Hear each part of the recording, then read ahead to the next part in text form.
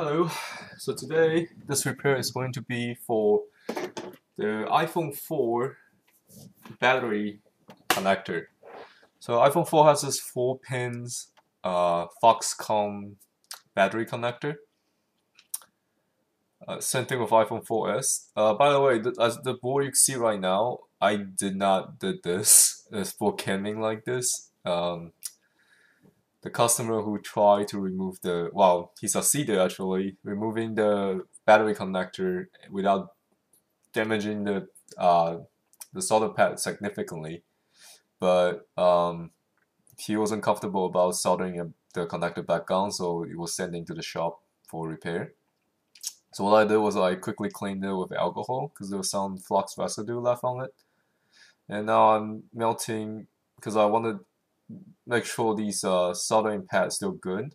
So I'm quickly melting some quick alloy, and now I'm applying some flux because these solder pads already oxidized, so they don't hold solder very well. With the little bit of acid that's activating with the flux while I was heating it up, that allows, as you can see, that allows the pre-oxidized solder pad to become more accepting the new solder that I'm putting on the quick alloy low melting solder. So the camera right now is a little bit off angle because this was recorded under a microscope, and my camera doesn't record the entire image I see from the microscope. I only record the center of it. So one thing I like to do is I like to move around the solder ball generated from the quick alloy with a tweezer. I think the video gets stuck here for a little bit. Okay, so we're back. Okay, I don't know what those yellow stuff are coming out of. I think that's the flux the customer used. I didn't really clean it off completely off the board from the alcohol I applied earlier. So now it's getting a little bit yellowish. As I was repairing this connector, I was like confused about the yellow color. But I carry on with the repair anyway because I know that was the residue from previous repair done by the customer. Okay, so here I try to use alcohol and a toothbrush to clean off the yellow residue and the flux I put on earlier. Also very important, as you can see, one of the solder pad that's on the back.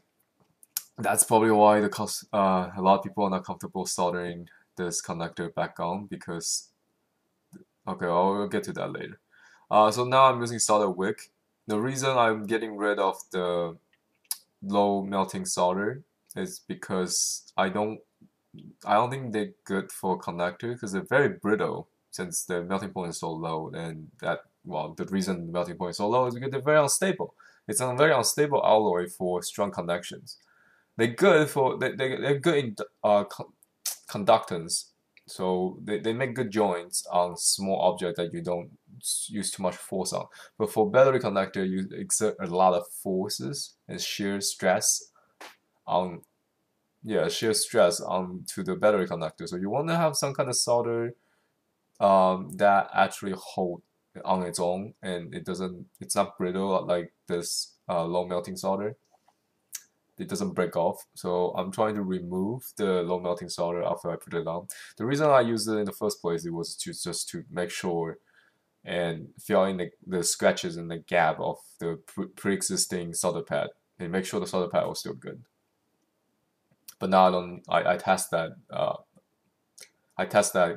solder pads already, so I don't need that low melting solder anymore.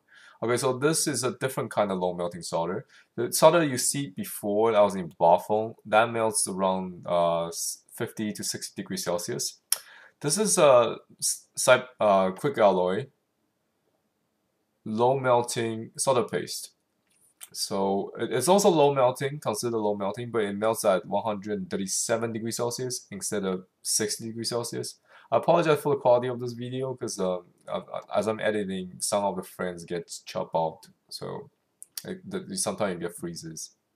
But the original, which is not annotated video, I think it's continuously play without any freezes in between. Okay, so you also want to tin the tube connection in the back. You definitely want to do that.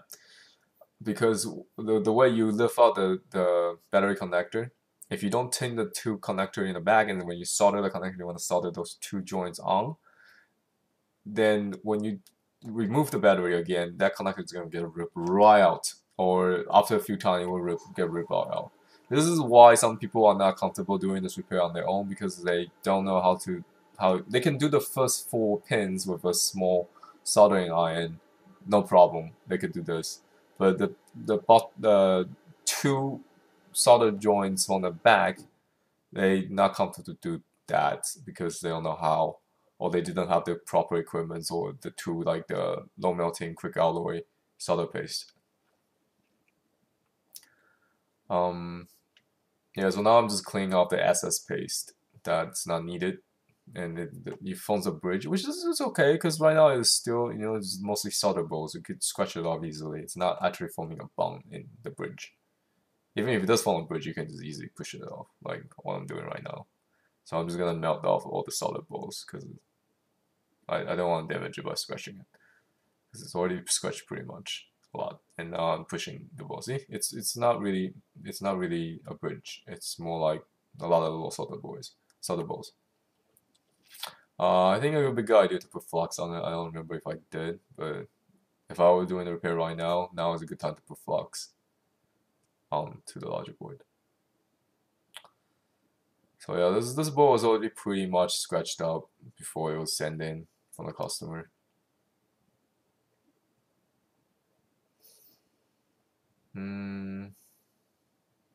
What am I doing with the wick? I hope I'm not doing, yeah, flux. See, with flux.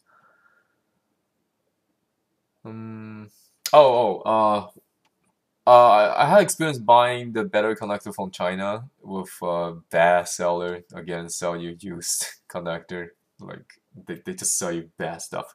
So they send you iPhone 4 battery connector, or they send me rather. They were opened.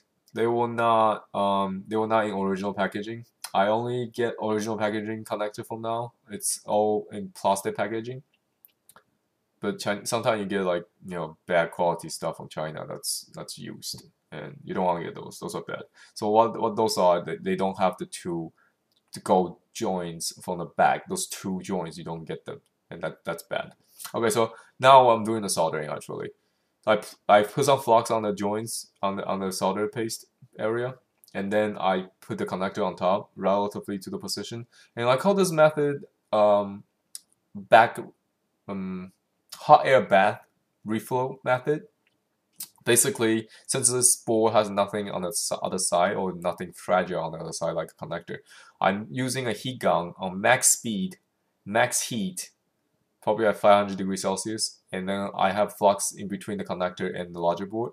I'm heating it from behind the logic board. So the logic board itself, with the solder joint on it, low melting solder melts at 137 degrees Celsius, which I put on.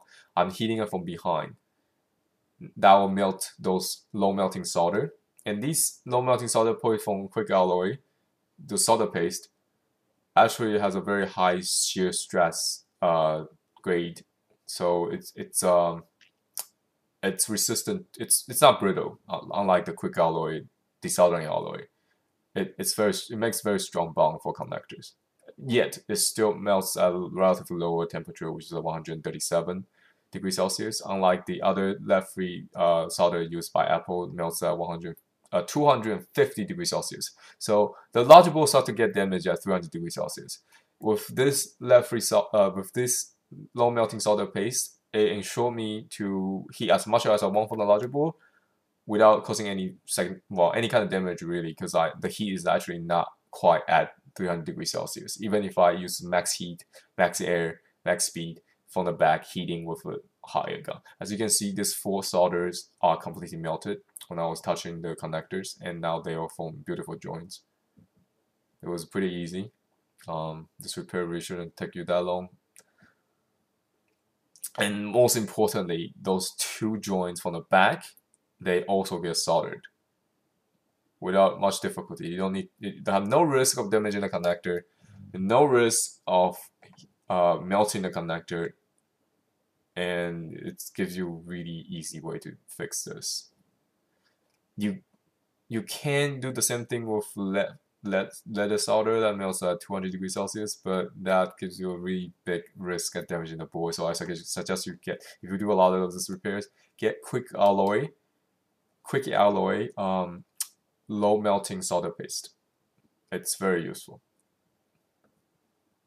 And now I'm just inspecting the solder joints. And if you're not sure if the solder joint is completely melted, you can always use a pen to touch the alloy and it melts right away. So that you can reflow it that way. So I don't know what's up over here. Oh no, I'm just inspecting the boards and cleaning it. Oh, one more thing I want to add. You want to be careful where you buy these connectors. You want to buy them new. You want to buy them packaged in plastic, which we sell from our website, cyberduckllc.com. You want brand new. You don't want to use connectors, especially the one that's fair quality control.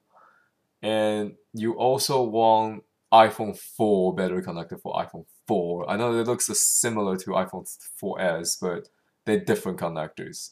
iPhone 4S connector only works on iPhone 4S battery, and iPhone 4 connector, in this case, what you see in this picture, only work with iPhone 4 battery. So if you solder on an iPhone 4 connector on an iPhone 4S board, oh, wait, actually, sorry, I wish I could take it back. I think this board was an iPhone 4S. Yeah, this board was an iPhone 4S. My bad. This is a 4S board, guys.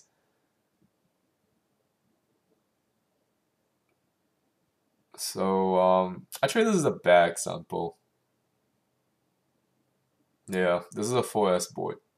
So iPhone 4 connector only goes on iPhone 4, and iPhone 4S goes on iPhone 4S. You wanna be careful with that, especially. Yeah, this is a 4S board. My bad. Yeah. So I saw. I wish I could take it back everything I say about the iPhone 4. This is the iPhone 4S connector, everybody. Solder onto an iPhone 4S larger board. Okay. So yeah, this is not iPhone 4 connector. I'm sorry. My bad. 4S. 4S connector. Anyway, back to my point. 4S has a 4S connector. iPhone 4 has iPhone 4 connector. You do not want to interchange those, and some seller can distinguish the difference. They just sell you the same connector regardless. So don't do that. Don't fall in that trap and buy from people who know what they're doing, or at least they know what they're selling. They don't give you the wrong product for the wrong repair.